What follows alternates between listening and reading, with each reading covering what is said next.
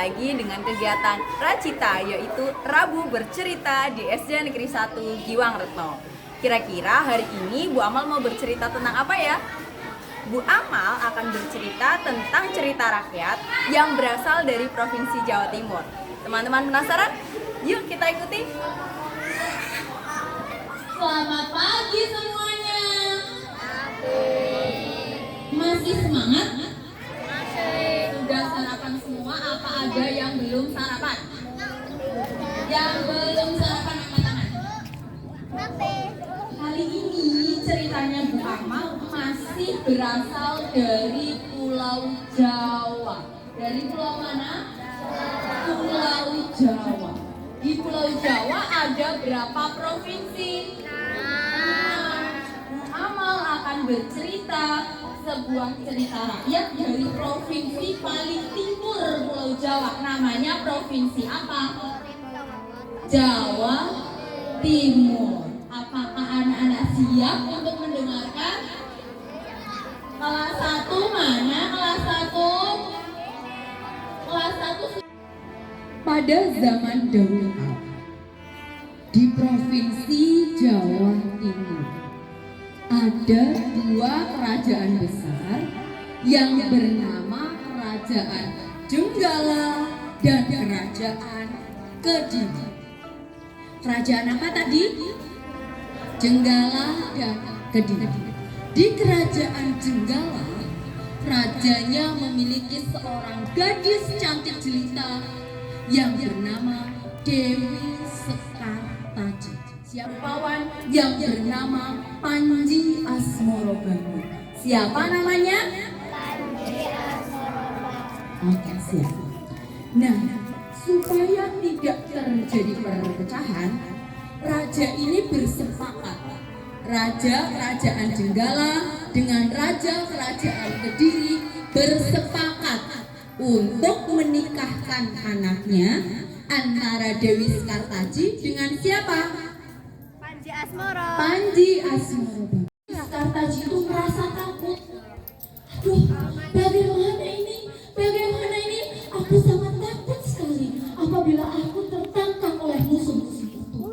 Maka Dewi Sekartaji memutuskan untuk lari keluar dari istana. Tiga anak perempuan ini, yang pertama bernama Kelenting Merah. Siapa? Kelenting Merah. Anak keduanya bernama Kelenting Hijau. Siapa?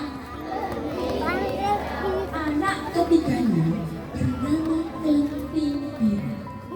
Nah, karena Dewi Sekartaji menyembunyikan identitasnya sebagai anak dari seorang raja, tapi ternyata di rumahnya itu Kelenting Kuning diperlakukan dengan sangat buruk seperti layaknya pembantu. Kelenting Kuning disuruh nyuci, disuruh nyapu, disuruh masak, dan lain sebagainya. Seperti ini misalnya. Kelenting Merah berkata, "Hei Kelenting Kuning, cuci ya bajuku sampai bersih, sampai baunya wangi. Aku akan mencucinya di sungai." Kemudian Kelenting Kuning itu pergi ke sungai untuk mencuci pakaian-pakaian milik ketiga kakaknya. Sok, sampai bersih dijemur. Nah, di sisi lain, ini kan tadi cerita di desanya ya. Di Kerajaan Jenggala itu, musuh-musuhnya telah berhasil diusir oleh Panji Asmorobangun. Lapor Paduka Raja, aku telah berhasil menemukan di mana Dewi Sekartaji berada. Kemudian Panji Asmorobangun pun bertanya, "Di mana? Bawalah aku ke sana. Pastikan aku berhasil untuk menemukannya kembali."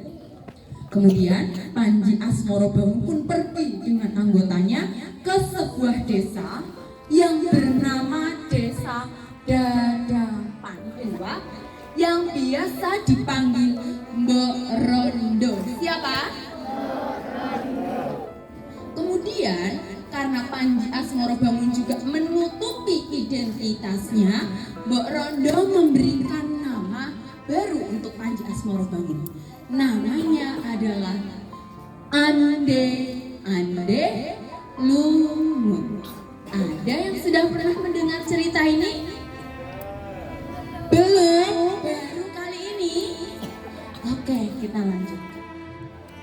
Ya. Mbok Rondo juga punya selendang merah, tapi ini bukan putih merah. Anakku Ande Lumut, sepertinya sudah waktunya engkau menemukan pujaan hatimu. Aku sudah tua, aku takut tidak bisa merawatmu lagi. Ande Lumut pun menjawab.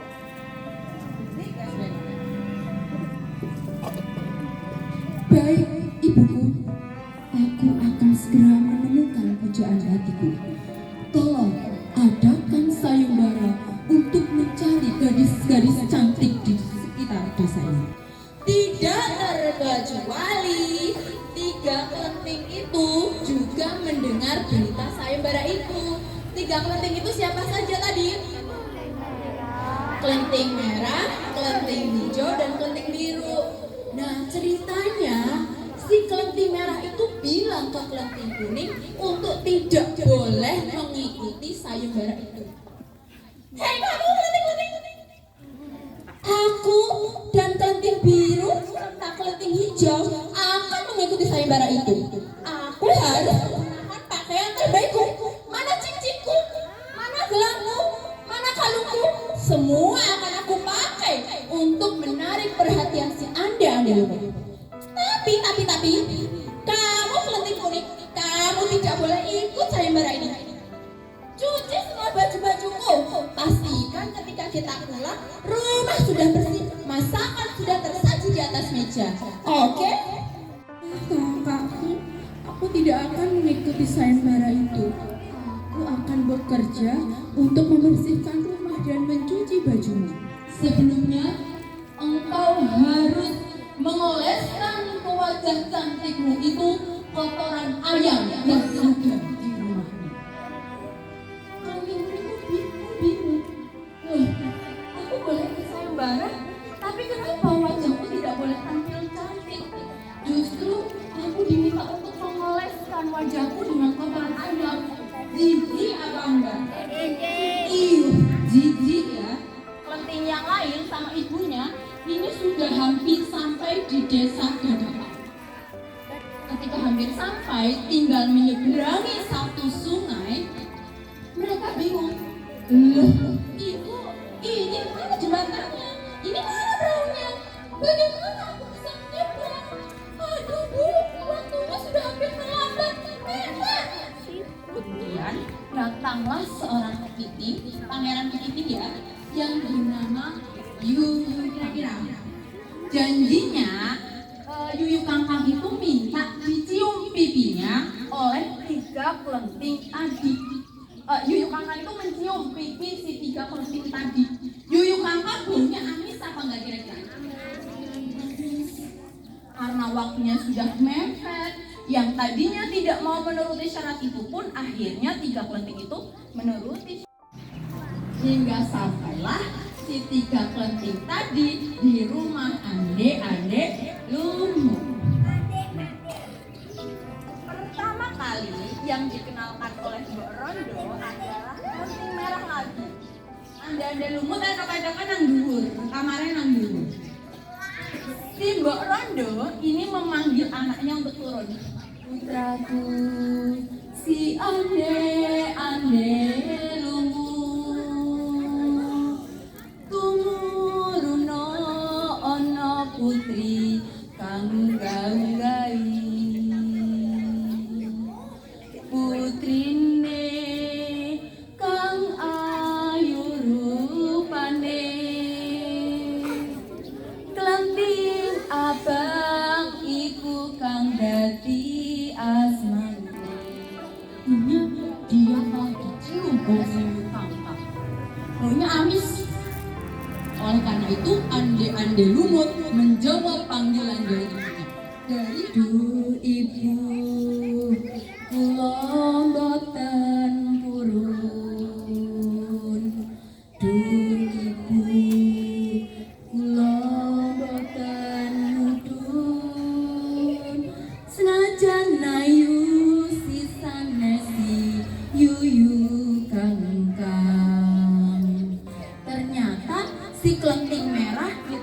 lamarannya oleh siapa Haris?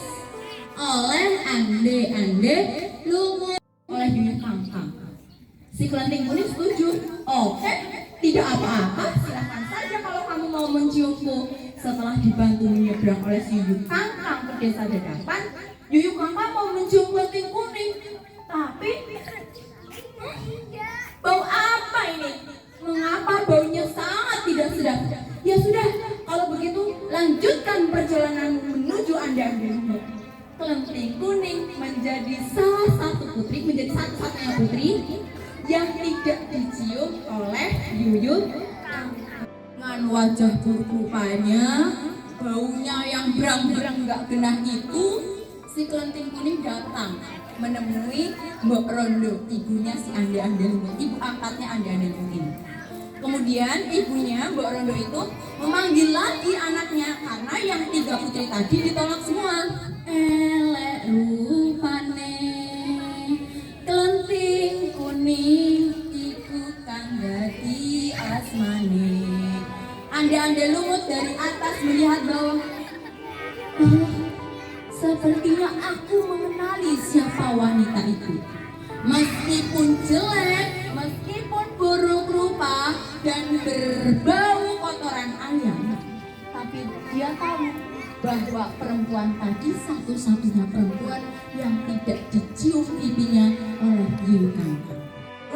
Dia pun menjawab panggilan ibunya. Bu ibu, kula inggih purun. Bu ibu, kula inggih mudhun. Senajan elek menika kang kula suwun. Ande Lumut pun turun kemudian bertemu dengan si Kelenting Kuning tadi. Kemudian Ande Lumut membuka identitasnya dan beliau mengakui bahwa aslinya Ande Lumut ini adalah Pangeran Panji Asmoro Bangun. Begitu Kelenting Kuning mengetahui si Ande Lumut ini adalah calon suaminya, Kelenting Kuning pun membersihkan seluruh wajahnya. Kemudian dia berganti pakaian dan dia kembali lagi menjadi sosok Dewi Sekartaji yang wajahnya cantik jelita. Sekartaji kembali ke Istana Jenggala dengan membawa Mbok Rondo untuk menemaninya di istana. Cerita berakhir dengan bahagia apa sedih? Bahagia, alhamdulillah. Siapa nama asli dari Ande Lumut? Panji Asmoro. Panji Asmoro Bangun, benar apa salah? Masih ada Lumut, Panji Asmoro Bangun, udah benar. Tepuk tangan buat Aziza. Udah Hafiz sama Karim, yuk. 1, 2, 3, 4. G double O B G O B. Good job, good job. Good job. Oke, itu